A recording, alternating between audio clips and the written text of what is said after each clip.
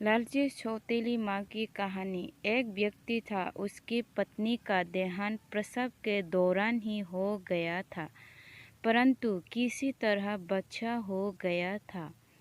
छोटा बच्चा माँ के बिना कैसे संभल जाएगा, ये एक बहुत ही चिंता का विषय हो गया था। कोई मित्रों व सगे संबंधियों के कहने पर उसने पुनः विवाह किया। बच्चे को नई माँ मिल गई। नई माँ बच्चे की सार संभाल करने लगी।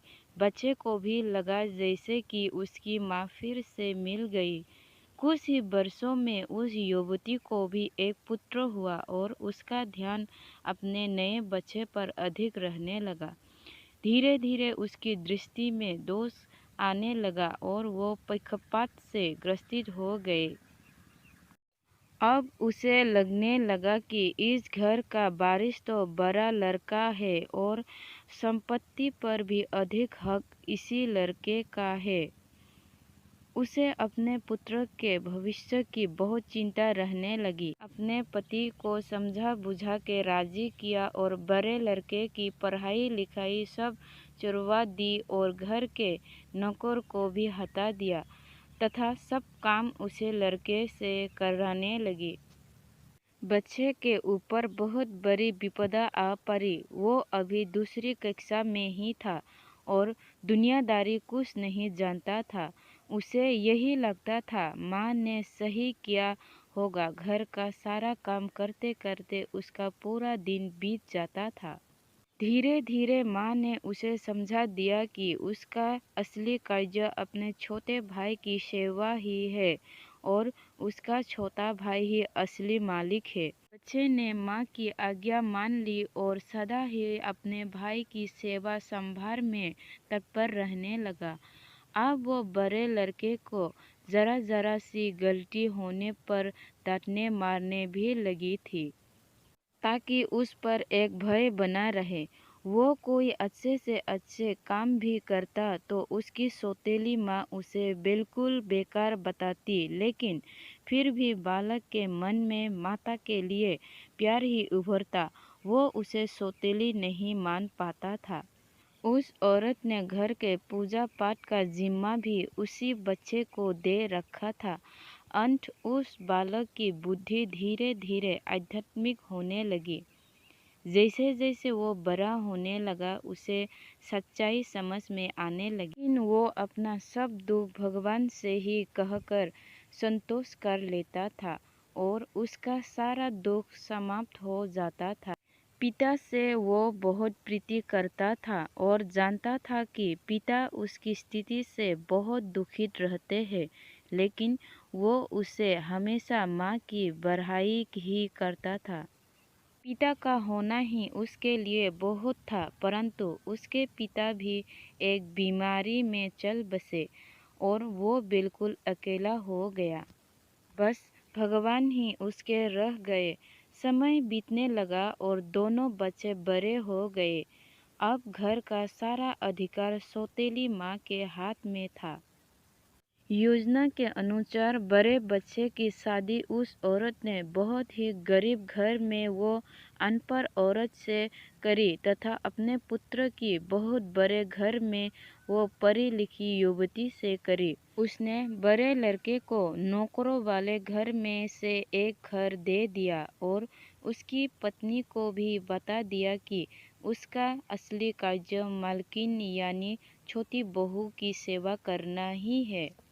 छोटे लड़के के लिए उसने बहुत बड़ा भवन बनवाया था और स्वयं उसी में उन्हें एक साथ निवास करने लगी। बड़ा लड़का खुशी से अपना जीवन व्यतीत करने लगा और पत्नी के साथ माँ व छोटे भाई के परिवार की सेवा करने लगा। छोटे लड़के की स्त्री को उसकी माँ बहुत अखरती थी। उसे लगता था कि मालकिन उसे होना चाहिए। अब सास बीमार भी रहती थी और साथ में रहने के कारण रात बिरात सेवा उस छोटी बहू को ही करने पड़ती थी, जो उसे बिल्कुल नापसंद था। एक दिन पता चला कि सास को चोट की बीमारी हो गई है। ये जानकर तो छोटी बहू और दूर दूर रहने लगी, आंखों में सांस खटकने लगी। उसने अपने पति से कह दिया कि इस घर में या तो वो रहेगी या उसकी माँ। छोटे लड़के पर अपनी पत्नी का जादू चढ़ा हुआ था। उसने अपनी ही माँ को घर से बाहर निकाल दिया और उसे वही नौकरों के घर में रहने को कह दिया। अब माँ भी वृद्ध हो गई थी और अचानक हुए इस घटनाक्रम से एकदम बदमाश हो गई। उसे अपने जीवन भर की पूंजी व्यर्थ जाती दिखी।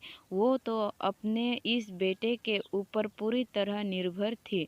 उसने सपने में भी ऐसा नहीं सोचा था। उसे लगने लगा कि अब उसकी सेवा कौन करेगा। उसने आत्महत्या करने का निर्णय ले लिया और गंगा जी में डूबने चल दी। बड़ा लड़का कहीं बाहर गया था और उसे कुछ पता नहीं था। वो एक घाट से गुजर रहा था। शोर सुना तो देखा कोई नदी में डूब रहा है। उसने भी छलांग लगा दी और जब बचा के लाया तो देखा कि ये तो उसकी ही सौतेली माँ है। जब सारी बात पता चली उसे तो वो बहुत दुखित हुआ और अपने पत्नी व माँ के साथ घर त्याग दिया। वो दूसरी गांव में रहने लगा। उसने अपने पत्नी के साथ माँ की बहुत सेवा करी और वो ठीक हो गई। वो लोग अच्छे से जीवन बसर करने लगी। एक दिन उसकी माँ से बड़ी बहू ने पूछा, माँ मुझे कुछ शिक्षा दे। तो सास की आंखों में आंसू भर आए। उसने मात्र इतना कहा कि बेटे तुम्हारा पति तो भगवान के समान है, शिक्षा तुम्हें उससे ही लेने चाहिए। मैं तो इतना ही कहूँगी कि किसी को भी पराया नहीं समझना चाहिए और जीवन में किसी के साथ इतना बुरा मत करना कि जब वो तुम्हारे साथ फिर भी भलाई करे तो तुम्हारी आत्मा को गड़बड़ा ना हो। दोस्तों, ये कहानी से आप लोगों को क्या शिक्षा मिली, प्लीज़ कमेंट करके बताइएगा। और